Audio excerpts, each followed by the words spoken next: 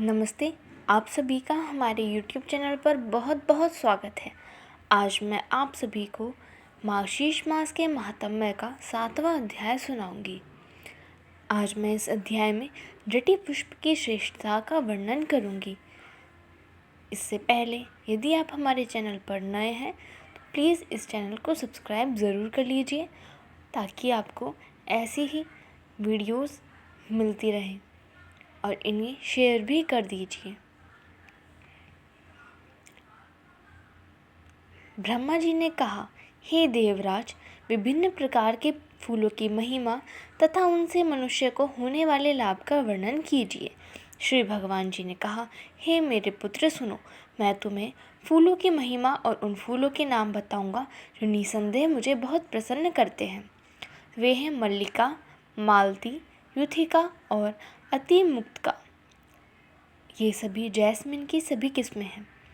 और पाटला यानी तुरही का फूल, करवीरा यानी ओलियंडर, जयंती यानी सेसबानिया एजिपियास और विजिया जिसे आप टर्मिनेला चैबुला भी कह सकते हैं, कुब्जाका, स्टाबका, कर्णिकारा, कुरांकक, कैपाका, कैटाका, कुंडा यानी जैस्मिन, बाना, कुरकुरा, अशोक, तिलका और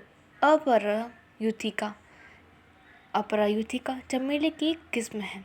हे पुत्र, ये फूल मेरी पूजा में शुभ है। निम्न से तत्काल प्रसन्नता मिलती है।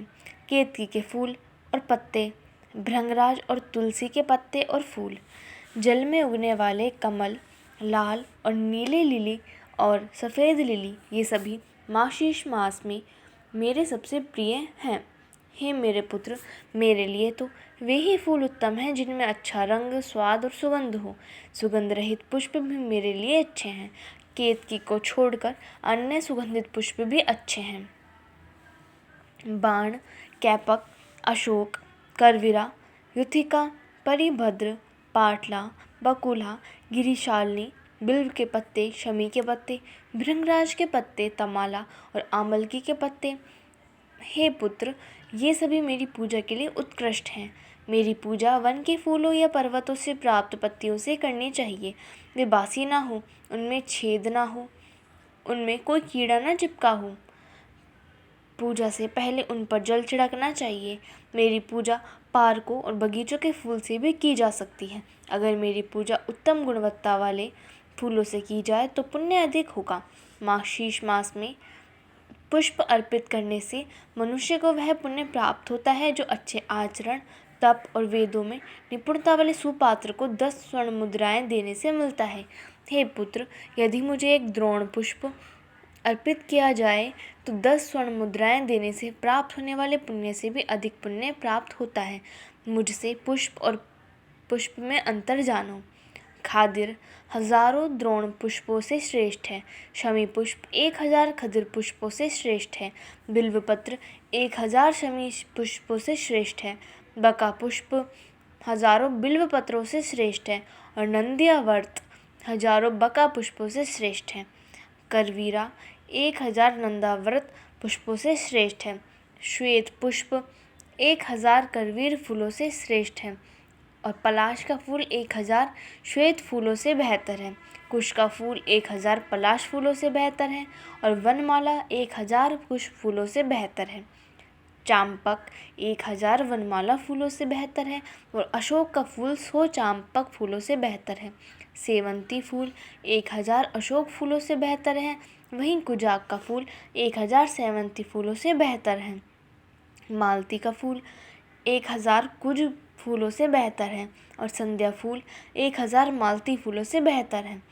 त्रिसंध्या पुष्प 1000 संध्या पुष्पों से श्रेष्ठ है और त्रिसंध्या पुष्प जो श्वेत पुष्प है वो 1000 त्रिसंध्या लाल पुष्पों से श्रेष्ठ है। कुंद पुष्प यानी चमेली का फूल 1000 त्रिसंध्या श्वेत पुष्पों से श्रेष्ठ है और जटि पुष्प 1000 कुंद पुष्पों से श्रेष्ठ है। जटि पुष्प अनिसभ्य पुष्पों से श्रेष्ठ है। उस पुरुष का पुण्य सुनो जो मुझे 1000 जटे पुष्पों वाली अत्यंत सुंदर माला विधिपूर्वक अर्पित करता है, वह हजारों करोड़ कल्पों और सैकड़ों करोड़ कल्पों तक मेरे नगर में निवास करता है। उसमें मेरे समान बल और पराक्रम होगा।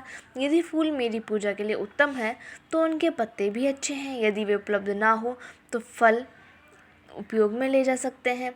और इन फूलों, पत्तों और फलों से मेरी पूजा करने से 10 स्वर्ण मुद्राएं अर्पित करने का फल प्राप्त होता है। यदि लोग मार्गशीर्ष मास में इन पुष्पों से मेरी पूजा करते हैं तो मैं प्रसन्न होकर उन्हें भक्ति प्रदान करता हूँ। इसमें कोई संदेह नहीं है। हे देवों के देव, इन फूलों से प्रसन्न होकर मैं उन्हें धन, पुत्र, स्त्री और जो कुछ वे चाहते हैं प्रदान करता हूँ। धन्यवाद। इस वीडियो में बस इतना ही। तो प्लीज़ हमारी वीडियोस को लाइक कीजिए, शेयर कीजिए और हमारे चैनल को सब्सक्राइब कर लीजिए।